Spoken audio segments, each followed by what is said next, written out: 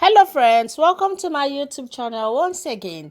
Today I'll be showing you how I make my vegetable okra soup. But before then, let me introduce you to my ingredients.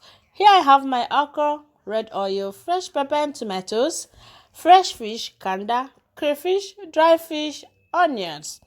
I also have salt, cubes, mushroom, vegetables, and not vegetable because I'm cooking vegetable soup and chicken. But then most of these ingredients, they are optional. You can use what you have to make the soup. I also used stockfish. And there I've sliced the necessary things that needed to be sliced. I have sliced them, but before I started slicing, I first of all started by boiling my meat. When you're boiling your meat, fish and everything, make sure you did not add enough or too much water because you're making vegetable soup. And when you add water, you have to cook it until all the water is dried out. You don't need the water. And here all the water is all dried out. It's all dried, and that is exactly what we are looking for. We don't need that water. So after this, the next thing to do is to start by heating your pot. When you heat your pot, you add your oil. Then heat your oil, but don't bleach your oil. Just heat it a little bit and add your salt. After salt, the next is onion. Then after onion, you start by adding your tomato, just the same way you start by cooking your stew. When you add your onion, you just stir it a little bit, then you add your tomatoes. No. So when you add your tomatoes, make sure you fry it. You keep turning it, fry it very well until the water from the tomatoes is dried out. You must have to fry it very well like here. Then after that, you start adding your okra.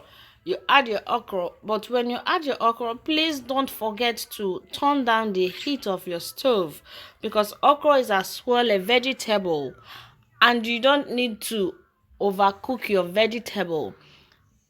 You just have to cook your vegetable halfway or almost done. That way it's more nutritional. So turn down your heat because by frying you're also cooking. And then you keep frying and turning it. So the next thing you do is to add your crayfish. I don't like frying my crayfish with the tomatoes because when you fry it, it reduces the taste. So I add it now. And when you add, you still have to mix. Mixing is as well turning it.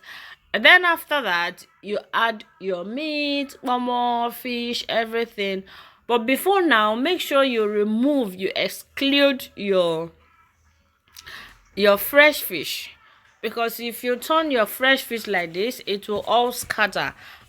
And if you don't want it to scatter, it's advisable you remove your fresh fish first. Then you mix everything, you keep mixing, you keep turning them. And then at this point I added my mushroom, but you can add your mushroom before now. When you add your mushroom, you still have to keep turning and mixing. Then I add my pepper. Then you add your pepper. Please stop frying your pepper because that aroma, that scent will overcome your house and everywhere. So it's very good you cook it, don't fry, and it keeps the aroma fresh and as well the taste. It keeps everything fresh. Then you keep turning.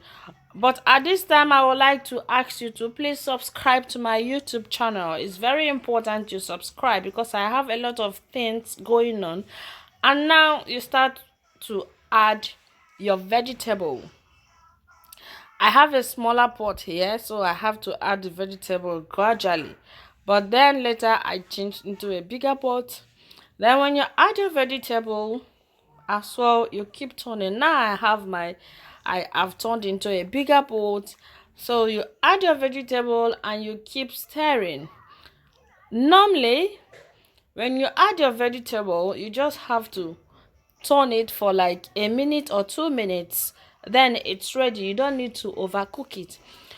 If you add your vegetable and you cook it for a minute and you turn off your stove, if you come back after 10 minutes, you will see that the heat from the food will cook the vegetable the more, and that is exactly what you need. It will make it halfway or almost cooked, but not like too much cooking. So that is it. So you keep turning, and I'm using a frozen vegetable. That is why I have to turn it for a longer time. But if not, a minute or 2 minutes is quite enough. And that is it. You just keep turning. This soup, you don't need water, but because my vegetable is frozen, and you know when it defrozes, the water will add to the soup, which means I will have a little bit water on this soup, but then it doesn't matter. And then now you add your fresh fish. You have to add your fresh fish when you're almost done, so that the taste of the fresh fish and the soup can blend together as well. And then that's it. That is the food. I bet you this food tastes better than it looks. It's so yummy. It's not difficult. It's something you can just make within 10 or 20 minutes. You're done. This is how your food will look when you cook your vegetable for a minute or 2 minutes. It will look this way, and it's edible, it's delicious, it's nutritious, it's very nice. The taste is fresh, like you're eating cooked fresh food. And here is after 10 minutes after cooking. 10 minutes after cooking, this is how it looks. So if you like this video, please share, like and comment, but most importantly, subscribe. And thanks for watching.